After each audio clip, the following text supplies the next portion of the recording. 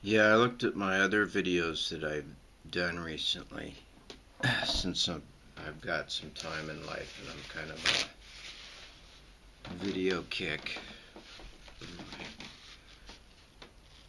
Wonderful, great life for self. I guess we all, every one of us, we're self-important to ourselves and the world revolves around us. And I guess naturally it should, but I think some people are probably more unselfish and other people are more selfish, but it varies. But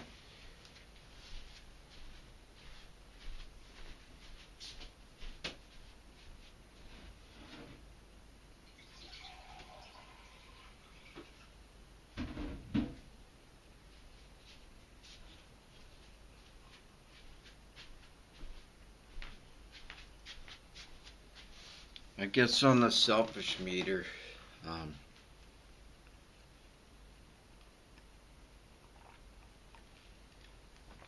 in the world revolving around me, it does quite a bit. I guess I'm selfish, but I've got people that are way more selfish. I don't know, maybe I'm middle of the road because rather than touring with the band back in the day and doing other things when I could have good money when I got framed on a chick wanting to have my baby, I did the right thing and fathered a child for 18 years. So I guess I was unselfish, but I've already talked about that earlier, but that's a pretty sad ending. Is after spending all that time in love and devotion, making sure he didn't have a weird dysfunctional childhood like I did, he won't be there for me. And he really doesn't want to know me anymore. And that's his call.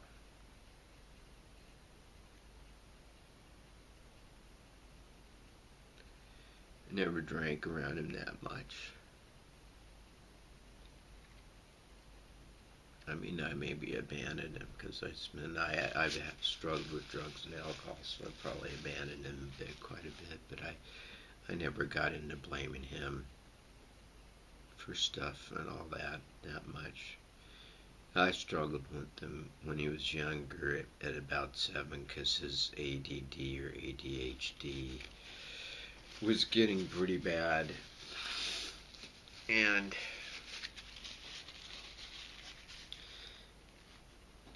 the school system, there's a big debate. There's still a big debate. I mean, mixed people are going to have mixed thoughts on this issue, but from my experience of being raised in a drug and alcohol family, I was dead set against him being put on Ritalin. I just knew he was a bright kid. He had an IQ of 197, if that gives you an idea. And they just, rather than trying to deal with the kid and feed him the information that he needed, they just stuck him on the Ritalin. And I pretty much gave up hope at that point. I would have had to take her, the teachers to court and a professional shrink and the doctors and her family, and they're a lot more powerful, better position than me to fight it. So I would have lost. So it would have been a losing battle, but and then he turned out all right for a while and joined the military division of the Blue Angels, and then he kind of just had like major lifetime opportunities in the service that he could have because of his smarts and his physical. He had a good body and his physical and his mental capacities. He could have gone along with it, but at 6 years he just kind of bailed and decided to go to college and improve his intellect, and then now he's just wasting his brain, but that's his call. But just to put in all that time and love to someone and then just, Probably maybe he's on the drugs and alcohol, and maybe that's just a natural barrier with alcoholism.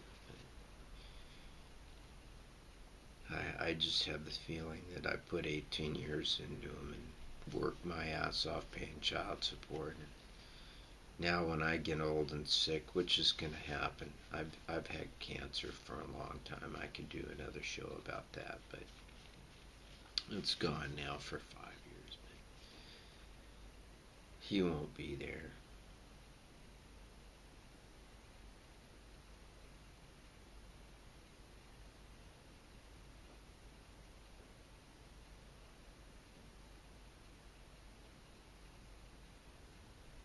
And he doesn't even want to be there for me now.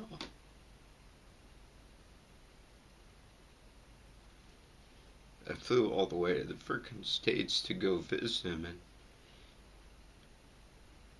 and he saw me 2 days. I stayed 2 miserable months in rainy Washington, renting out a room, just trying to see him every chance I got, and he'd keep giving me excuses,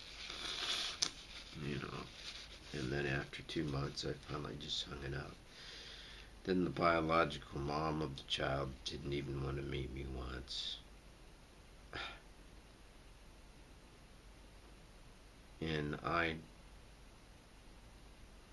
honestly never did anything wrong to him or them other than probably abandonment issues as far as I can see. And I think it's really undeserved, but life's not fair, as we know.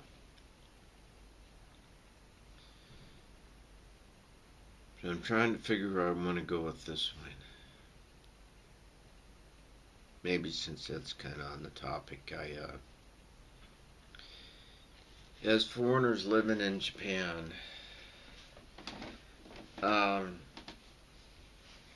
sometimes I think it's just me personally. Some people struggle with this. People I've met and talked to over the years that are foreigners here, sometimes they just get fed up. I don't know if it's the stress of living in the big city or the culture or whatever, but they got to go back to their home country a few months a year and chill out or whatever. They got to bail. The pressure builds up and they can't take it. They take a vacation or whatever. It's not climate, it's just, I guess some of us foreigners get it. Maybe we're just so used to being in a certain culture that we can never really adapt to the other ones, so we need some stress relief, so we head back to our original culture. But this time, I, along with my anger and wanting to go, and I'm not going to come back, and all those words that go through your head when you're going on your leaving, I filed divorce with my wife for 9 years.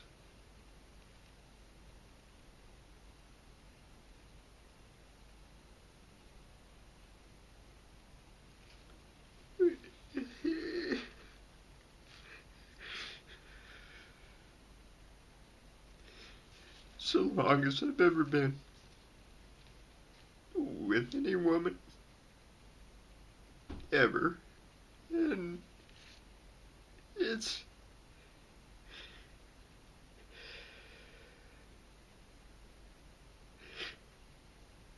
other than one other person, she was my best friend for years. And she was my only friend. I'd have other people, and they'd invite me out to go do Barbie or go to a park or watch a festival or something. When I had my free time, I was just always looking forward to see her and have her company and eat her cooking. She was just really level-headed. She was a good chick.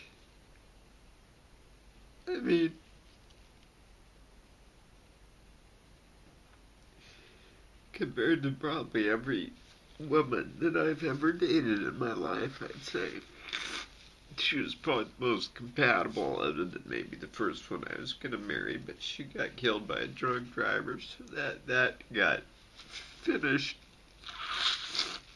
quickly, but other than her, she,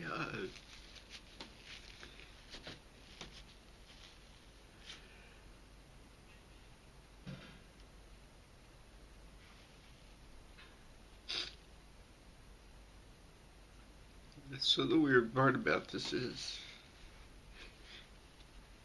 this is almost a year later.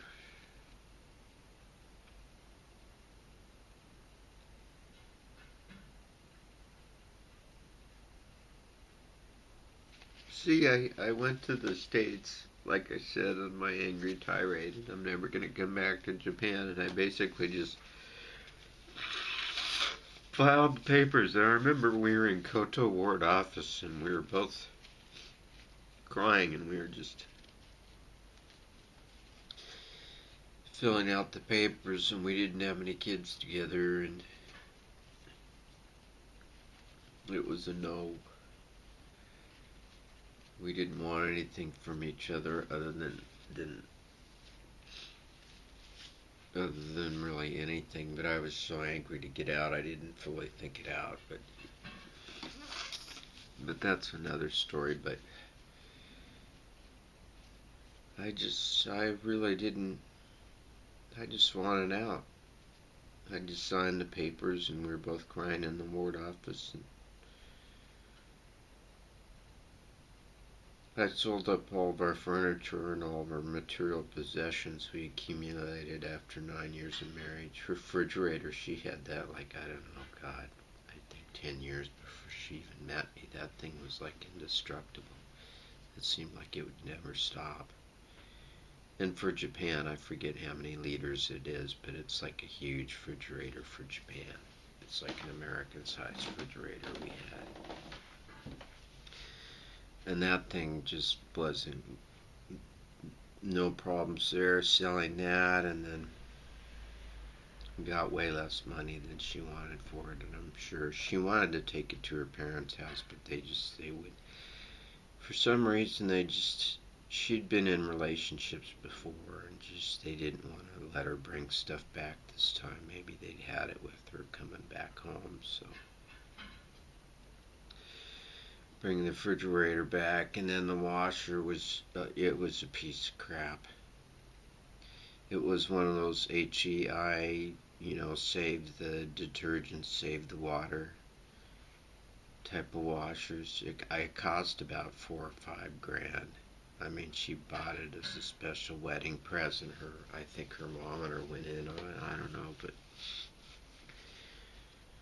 I don't regret seeing that thing go at all. Because it was like, I could never do one simple load with it. It's not like the old type of washer where it fills up with water and it rinses once and then it's done. It was like a constant battle. I had to have it in the bathroom, and I had to have a hose where I'd keep adding water to it where it would have enough of water in it to actually do the laundry right. And then I would have to wait for the first or second spin and then do it again. So that thing, I was so glad to see that go. And then our bed, we had probably one of the biggest beds in Japan. We were in Tokyo. We had a big apartment to begin with in a really nice area with a really nice view by Odaiba and by the water. I could sit on our couch and look out the front window and see the river and the ships going by. And then I had this monstrous bed that I built. That was one thing that she was always wanted, was a big bed. So I built a custom one like you could never get. It was probably a king plus or queen plus, I don't know, but it was freaking huge. And we had to have custom futons made for it and all that stuff. And then I tried selling that. I really wanted somebody to have that, but I think it was just too darn big. So I ended up cutting that up and taking it out into burnable. And I just raced through everything and sold everything on Craigslist, and sometimes took bottom dollar for some things, and she couldn't believe how well I was selling stuff on Craigslist and how well it was going. Some of it I had to drop the price on quite a bit. In the States, that would have been gone one day, half of the stuff, or maybe everything, and it would have gone for a lot better money. But Japan, people don't want to buy used things here. Maybe the market wasn't that big for Craigslist. Yeah.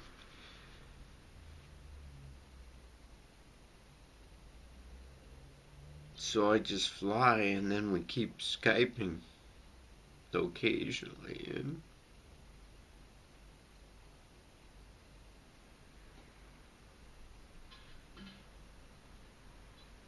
she always had that joyful, happy to talk to me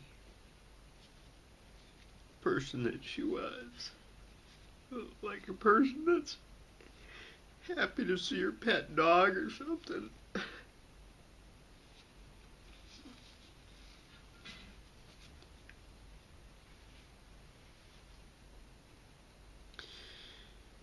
In about 7 or 8 months that changed. It just seemed like she was, and then she was starting to get nasty and angry with me. You know, I was never really mean to her, or abused her, or argued with her that much. I mean, maybe once a month, but for a frickin' American, once a month is nothing, but, you know, we ate organic and had our healthy diet together and all that stuff. Anyway, so, and I don't know what happened. She's like in this religious thing. And I don't know whether she was talking with religious people. Her mom just maybe just was looking at all the wrong parts of me and not the right part.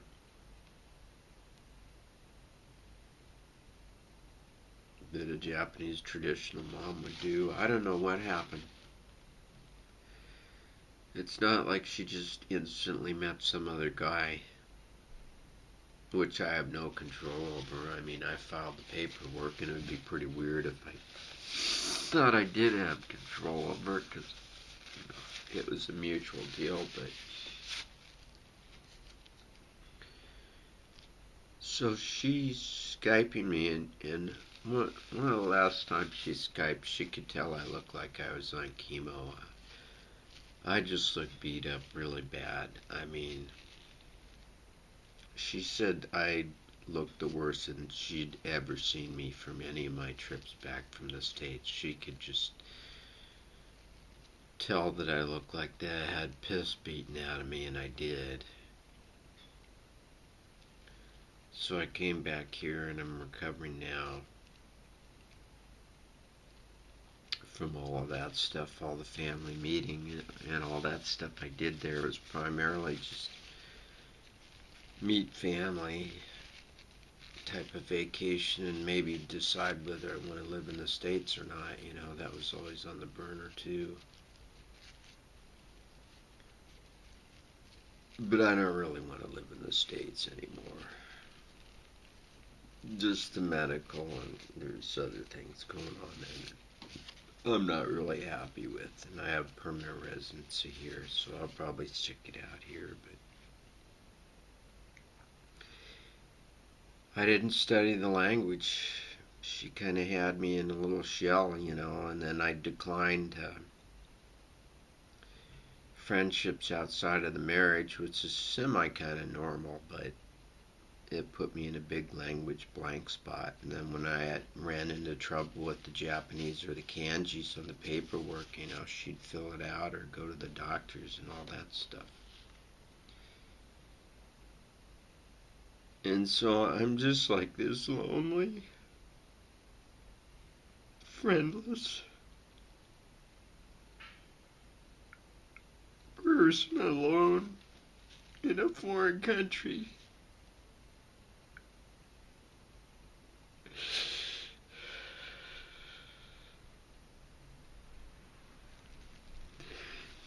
I mean, I know my way around the city and the trains and all that stuff, but I never studied the language like I should have. I didn't have to. And I was busy with other stuff, and then I never really developed friendships outside the marriage, so.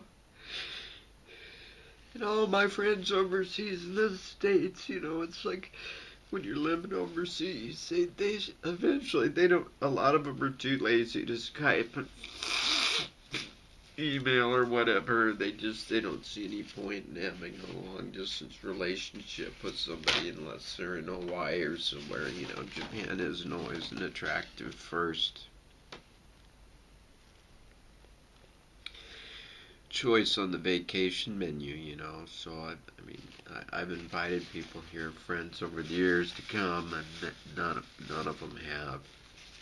But I'm like in this country just all by myself without any friends, and it's really friggin' it's rough.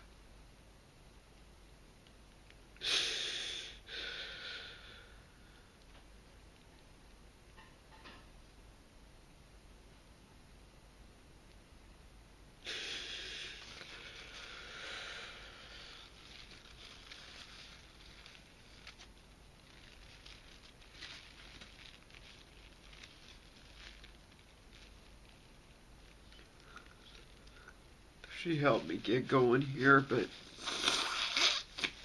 she doesn't really want to be friends anymore. Talk and stuff, but I understand. We signed the paperwork.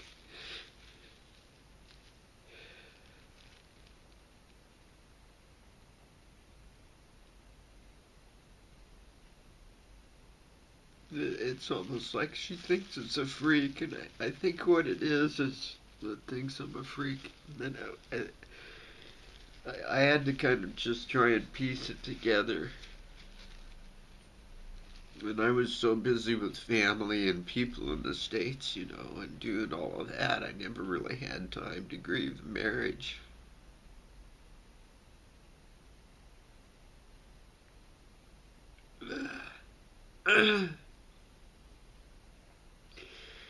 I was just so busy visiting family and doing stuff that I didn't take time to really grieve our marriage. Being over. Our relationship, our friendship.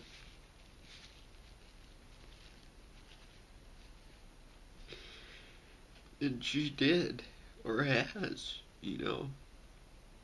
And she's moved on, and I can't blame her. We signed the documents. I was more of the one pushing that wanted the way out. I was more of the driving force than her, but she was sick of some things. Which I understand. It's a long story. But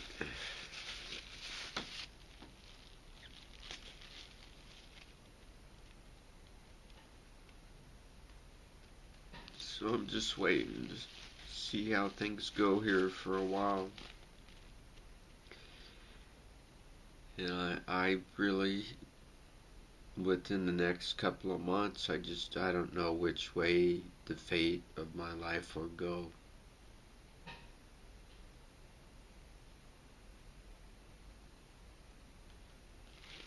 I've been around long enough that I know, regardless of your plans, fates can change, because my first wife, we dated for 5 years, and we were freaking good friends, and dated other people and everything, so when we were ready to tie the knot, we were pretty solid, because we had an open relationship before and friendship. And we were from the same culture. We fit. But, and then just wham, I get a call from her mom, and she's on life support, and she's asking me if she wants to take her off, and that's it. And I was going to spend the rest of my life with her.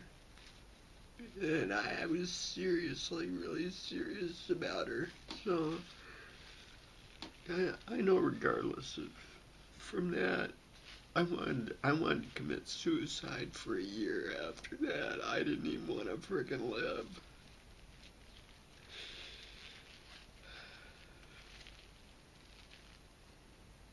But after that, I just realized, and my cancer, which is another story, I just realized, you don't always have a call in where you're going to end up or where you want to go in life. Some of it's just plain fate. But, so here I am, deciding as best I can, or the decisions being best as can be made, where I'm going to end up next.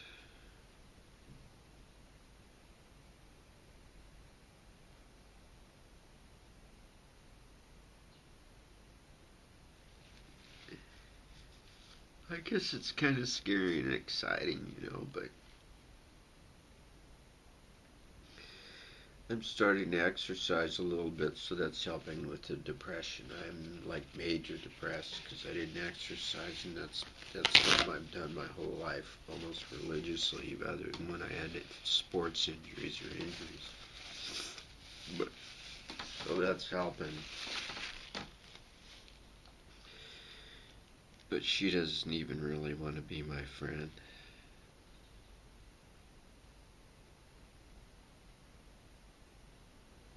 9 years, memories, vacations. I was always at home for her like a happy puppy dog, waiting to see her. Just, I devoted my life, my complete life,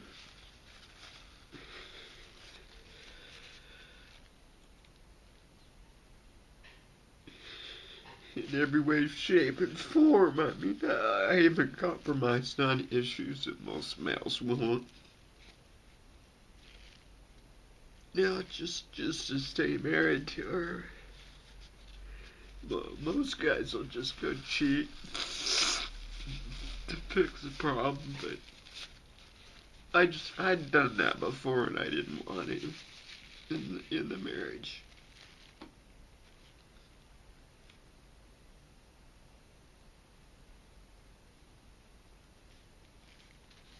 So yeah, I put up with that. Looked at a lot of frickin' porn. Too much porn.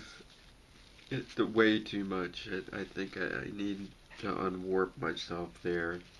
But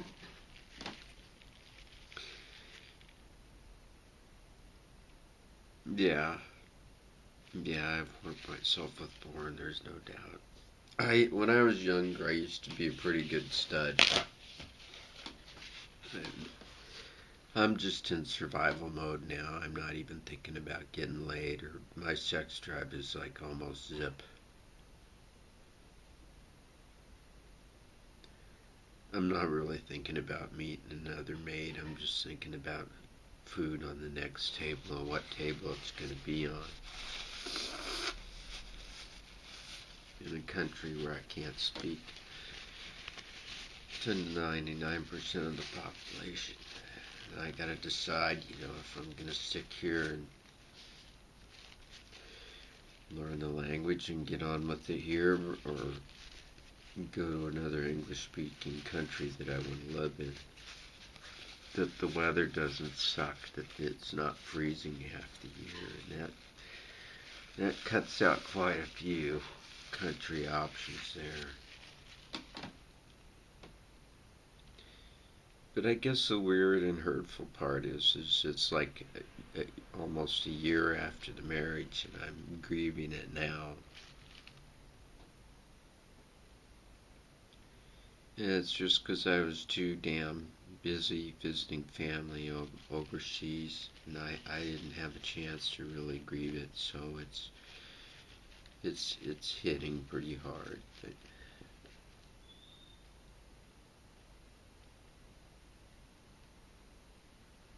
and she did.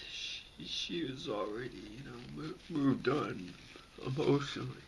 Like she doesn't even want to really be my friend or help me out in the rough spots. I don't know if it's because she's afraid she'd get reattached or if I'm her friend kind of thing, that I would interfere with her being able to move on with another guy, which, I fully understand that. I would have wanted out of the marriage.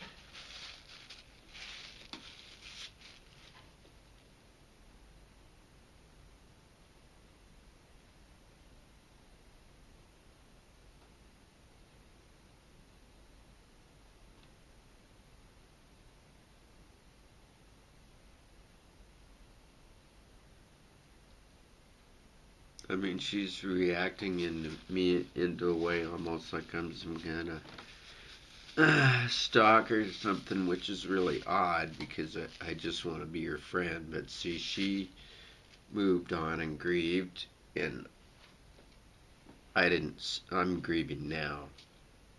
I did what she did a year, almost a year ago. She was grieving the whole time, I'm sure. And working through it and crying and all that stuff, and then now I am. So I have delayed grief. It's the only way that I can pin it down. And I have delayed grief that's hitting me in other areas now, and some of them I can't even face because they're just too overwhelming. It's like your mind would just fall to pieces if you let it all hit at once.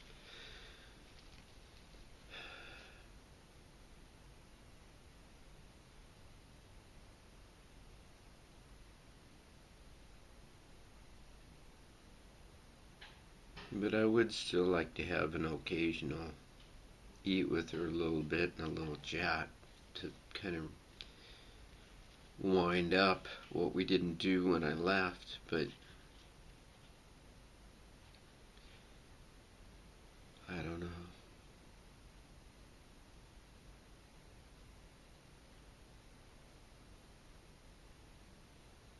I really don't know. So I'm not waiting now. Look, I think she should be friends with me, or we'll get back together and be friends because we're done. But maybe I come from a different culture. She's a different type of woman. But I think that if you're good friends with a person that you spend a lot of good times with on vacations, we went everywhere. The usual Hawaii, for quite a while, and almost Vietnam. I screwed that one up in Norway and all over Japan, Thailand and stuff. We spend a lot of good times together, and then this person doesn't want to talk to you anymore. But I guess that's her choice. It's just kind of strange.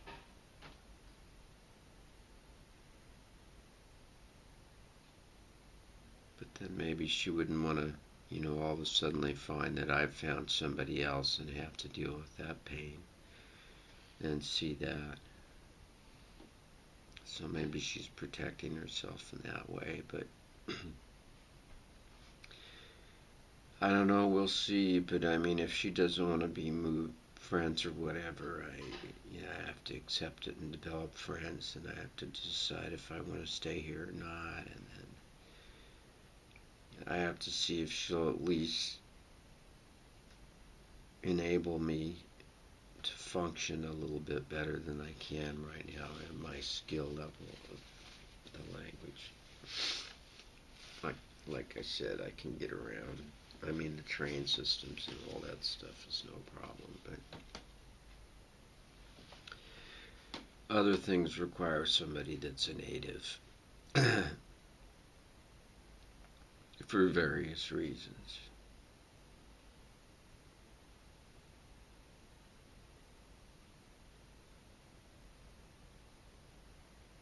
In some ways, it's just to break the ice Japanese people are more comfortable dealing with the Japanese comfort people on some issues, and then some of it's a language thing. They don't want to make mistakes or get things wrong.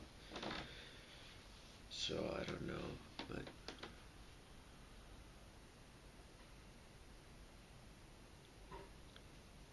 I guess we'll just see.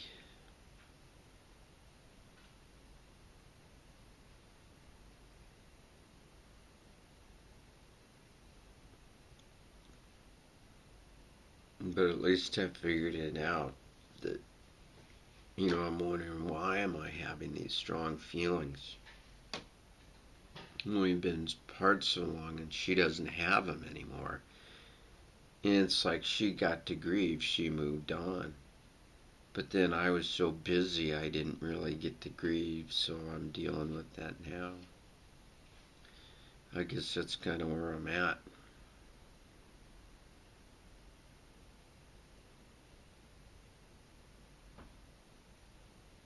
So I can choose to make friends here, and I'll have to get into school to learn the language if I'm going to stick it out. I mean, it's a must in Japan. You can get by. Some people live here 20 years, and they don't speak Japanese. And they're few and far between, and they function, but they do get translation when they need, and they have good friends that help them out in spots when they get into spots. But I don't want to be one of those. If I'm going to stay here, I got to get the language down a lot better than I have it now.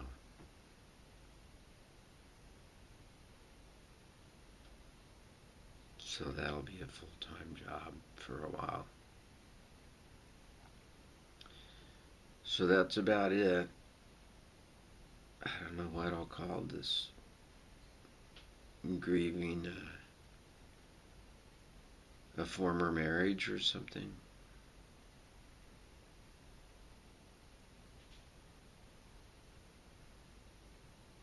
Yeah, maybe that's it. That's pretty much where I'm at.